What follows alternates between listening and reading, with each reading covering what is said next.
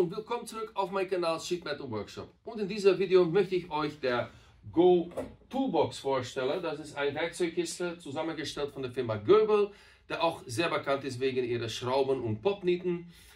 Und ja, dann gucken wir mal, was alles so in so einer Werkzeugkiste ist und was man da alles so mitmachen kann. Gerade wenn man als Lehrling irgendwo einsteigt, dass man ein bisschen die Idee hat, was für Werkzeug alles da drin ist. Ja, die Werkzeugkiste ist schon ein bisschen schwieriger. So, dann habe ich hier ein Messgerät. Damit messen wir kurz den Gewicht von der Kiste.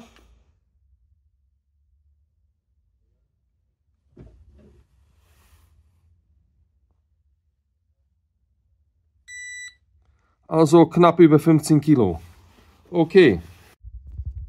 Ja gut, dann gucken wir mal, was so über 15 Kilo an Werkzeug in so einer Kiste drin ist. Dann fangen wir mal an. Wir fangen mal auszupacken. So, dann haben wir einen Gummihammer. Wir haben hier Blechschere, auch bekannt als Idealschere. Einmal zum Schneiden nach links und einmal zum Schneiden nach rechts. Und wir haben auch eine Durchlaufschere, auch bekannt als Tafelschere, Handtafelschere. Das sind dann die Blechschere. Dann haben wir noch einen Nietenzang, einen Anschlagwinkel, einen Einhandspanner, ein Schlosserhammer, einmal ein Greifzirkel, dann haben wir noch eine Falzzange,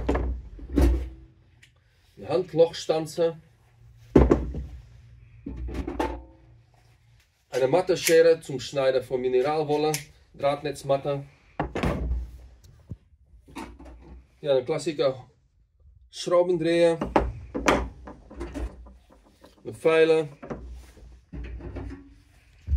einmal eine Gripzange, Drahtnetzzange, auch Rabbitszange genannt. Dann kommt noch eine kleine Pucksäge. Dann haben wir eine normale Bogenzirkel, auch für das Zeichen auf Blech.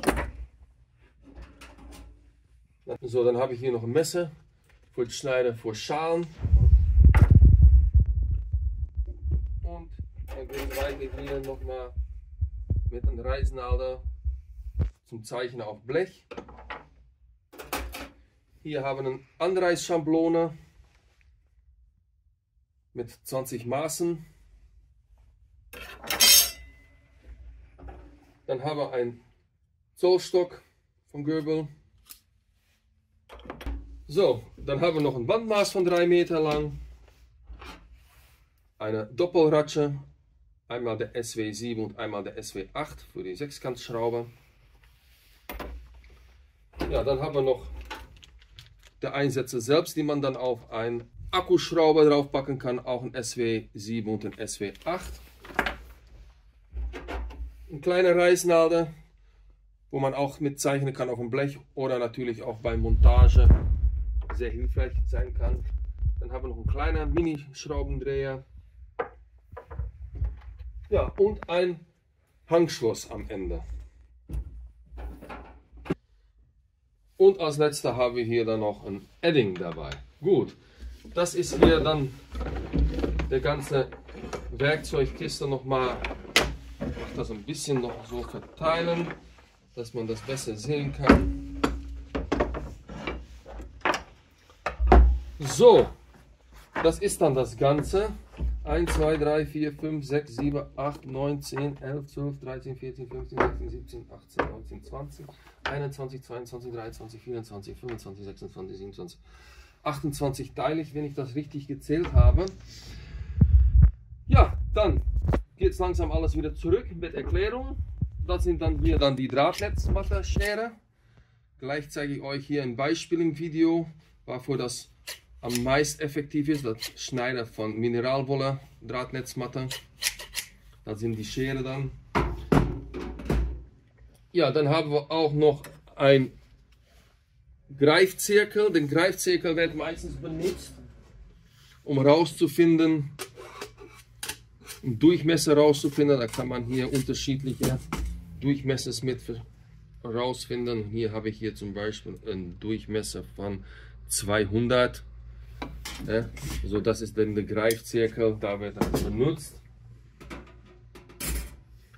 Ja, dann haben wir auch noch einen Gummihammer. Der Gummihammer wird auch in der Werkstatt sowie auf Montage benutzt. In der Werkstatt wird er meistens benutzt, wenn man so Zeppelinköpfe, Kalottenköpfe zum Ausgleichen, ein bisschen zum Klopfen, um natürlich kein Beule hinter zu lassen. Ich habe hier zum Beispiel ein Blech, das kann ich hier drauf hauen. Ja, da bleibt natürlich kein Boiler hinter, außer natürlich, wenn ich das mit einem richtigen Schlosserhammer mache, dann hinterlässt man auch Boiler auf Blech. Mit dem Schlosserhammer kann man natürlich auch Popniete mit plattklopfen und ja, das übliche Hammer, was man dafür braucht. Also sind da zwei Hammers, einmal den Gummihammer und einmal den Schlosserhammer. Dann haben wir auch hier einen Handspanner. Die kann man hier so mit Spannband, Signodeband auch genannt, kann man so einklemmen. Und wenn ich mal zum Beispiel hier ein Rohr habe und man kommt da schwierig daran, dass man Schwierigkeiten hat, um daran zu kommen, dann kann ich das hier so zusammen machen.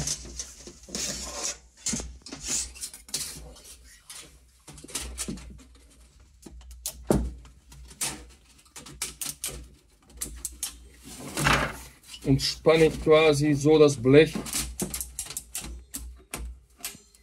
zusammen, dass man dann das Loch hier hat. Man kann natürlich hier dafür auch einen Reißnadel wieder mit der Reißnadel übernehmen. Da wird der Reißnadel auch sehr populär, für, um das Loch festzuhalten. Auf jeden Fall, das sind so Sachen, die für die Montage geeignet sind. So, das war hier mal kurz ein Beispiel für den Handspanner. Ja, dann haben wir einen Anschlagwinkel.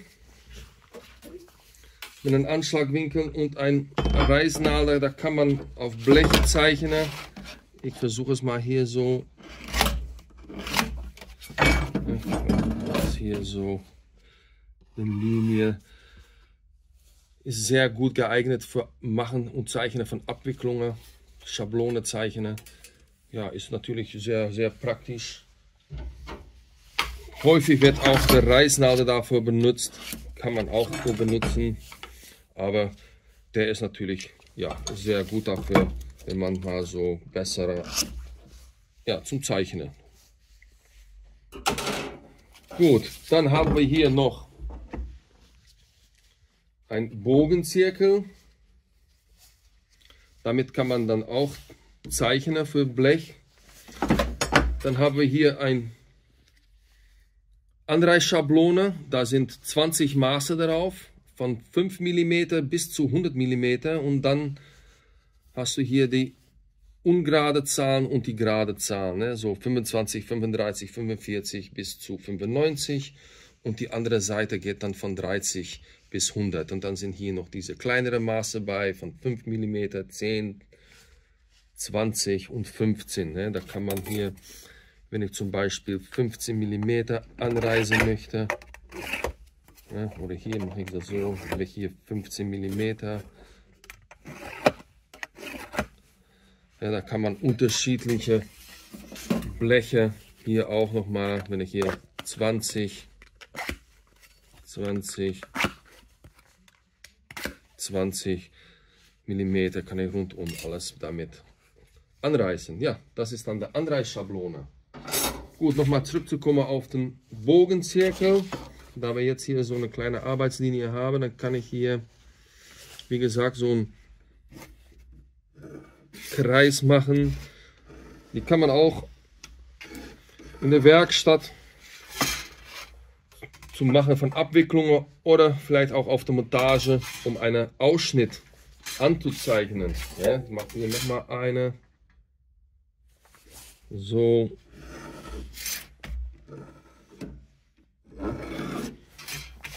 Ich hoffe, man kann das ein bisschen gut sehen auf Blech, wegen dem Lichtverhältnis. Ja, dann kommen wir mal zurück auf die Idealschere. Es gibt eine rechte und eine linke. Das sind kein rechtshändige oder linkshändige. Nein, das sind der rechte, der schneidet mit dem Uhrzeichen in Richtung Uhrzeichen und der linken ist in den Gegenrichtung. Ich zeige das mal. Das sind hier die rechte. Man kann die rechte auch erkennen. Da stehen hier, ist ein R zu erkennen. Daran weiß man, aha, das sind die rechte. Und ja, beim Schneiden sollte diese Fläche dann natürlich auf das Blech liegen. So. Und dann kann ich hier schön, wie gesagt, in Uhrzeichenrichtung schneiden.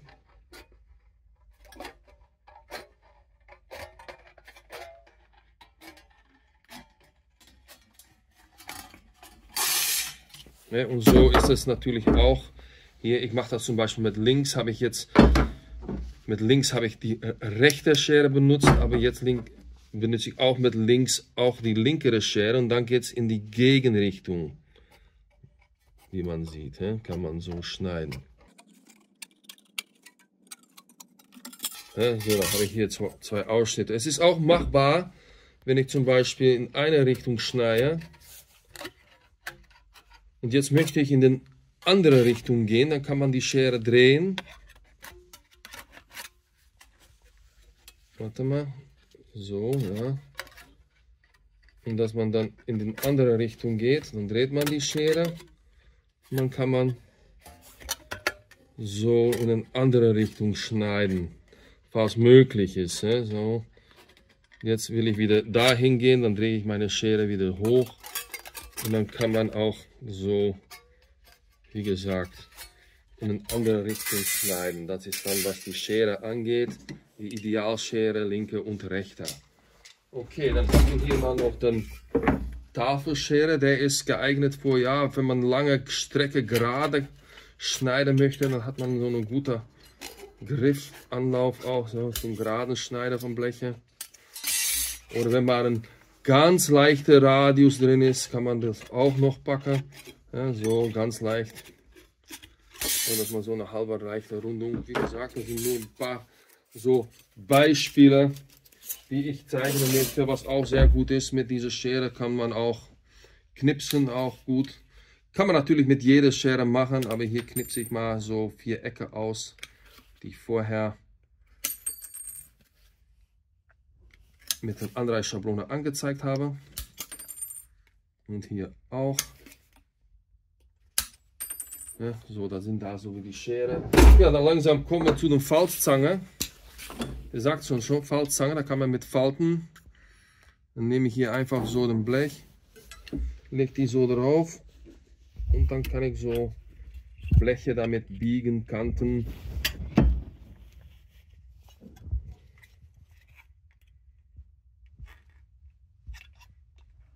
So.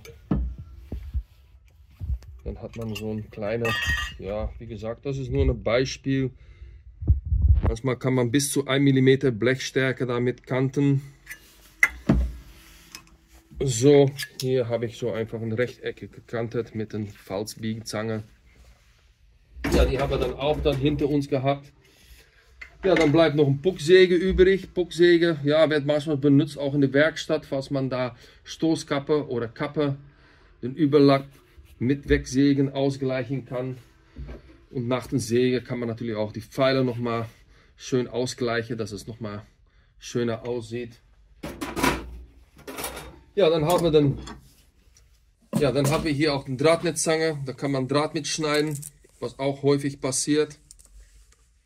Oder man kann hier, wenn man eine Schale hat, anziehen. Oh, ja, es ist sehr dünnes Draht, was ich hier habe. Aber nochmal. So, da kann man das so festmachen. Aber natürlich kann damit auch Kanten beim Kappe zufahren. Mal kurz die Falz damit umlegen. Wird auch für benutzt. Gut, das war natürlich auch das. Ja, dann haben wir hier eine Lochstanze, Handlochstanze. Da könnte ich hier zum Beispiel 2 Bleche aufeinander legen. Und ich mache hier ein Loch drin. Und dafür haben wir hier auch natürlich zum Erklären hier den Handnietezange. Dann haben wir hier von Göbel nochmal Nieten. Siehst du, die passt man da so rein. Und dann kann ich hier mit der Handnietezange ein Verbinden machen. Wenn ich die mal verbinden möchte. Ich könnte hier auch noch ein Loch machen. Oder was auch sehr oft passiert. Man schneidet die hier ein bisschen so ein. Und macht das dann so. Es ist mal so, ja, wie man das macht. Man kann auch ein Loch bohren und eine Schraube reinmachen. Gut, das war dann der Handlochstanze. Ja, der normale Schraubendreher. Wie gesagt, kann auch den Sechskantschrauber kann ich damit rausmachen, wenn ich möchte.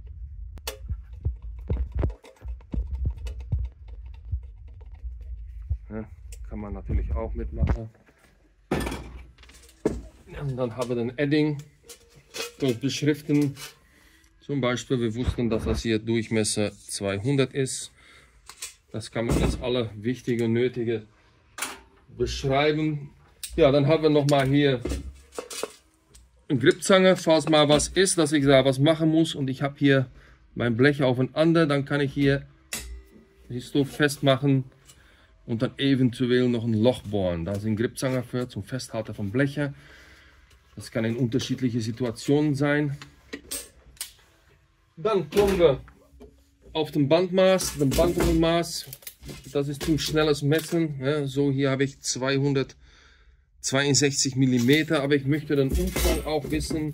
Dann kann ich so den Umfang messen und dann komme ich auf hier 669 mm Umfang.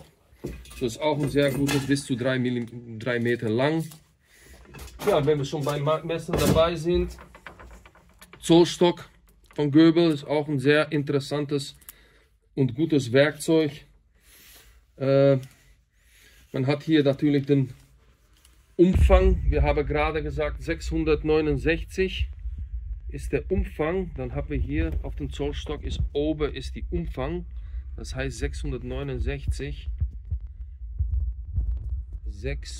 1, 2, 3, 669. Ja, da kommen wir fast über 220 Durchmesser. Ja, stimmt das?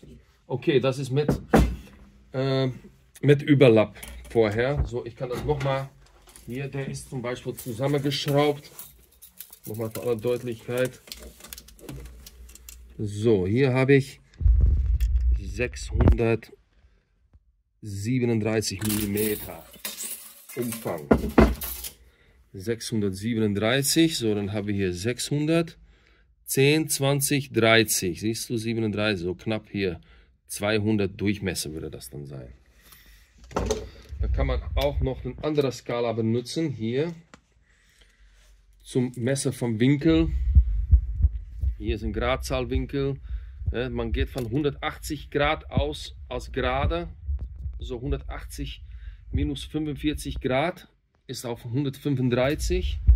So, wenn ich die hier auf 135 stelle, dann ist dieser Winkel hier 45 Grad. Und so kann man jede Gradzahl dann machen.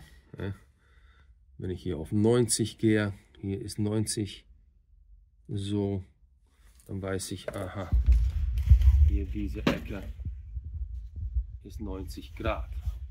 Ja, das ist dann der Zollstock, auch gut zum Anreißen, Messen, dass man da zeichnet.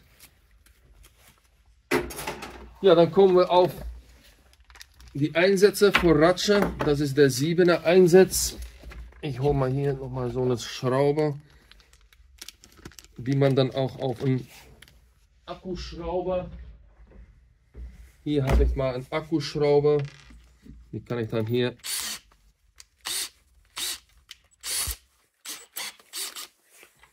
und der hat auch sogar ein Magnet. Und da kann ich dann, wie gesagt, hier Schrauben festmachen. Ja, und dann mit dem Ratscher, falls es mal eng ist, man hat hier nicht viel Platz dazwischen, dann kann ich hier immer noch den Schrauber wieder lose machen, falls man da hier eine enge Stelle hat, wo man nicht mit der Maschine unbedingt rankommen kann. Dann ist so ein kleiner Ratscher, wie gesagt, dann kann ich damit wieder die Schraube rausmachen.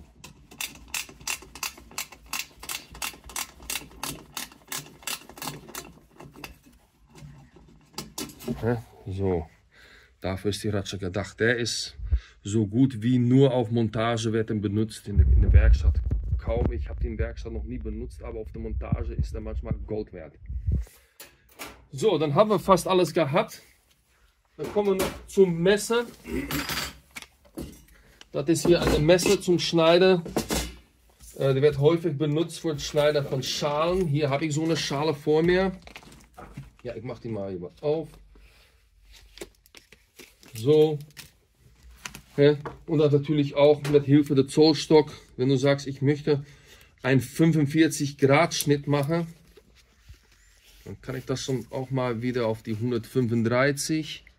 Machen wir mal auf 135. So, das ist die 45 Grad Schnitt. Das heißt, wenn ich die so gerade halte, ist das hier, ich mache die mal ein bisschen kürzer. Ja, so, dann würde dieser Schnitt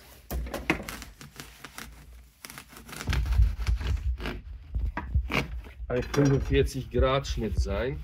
Wenn ich die dann so zusammen mache, dann habe ich hier meine 90 Grad Form.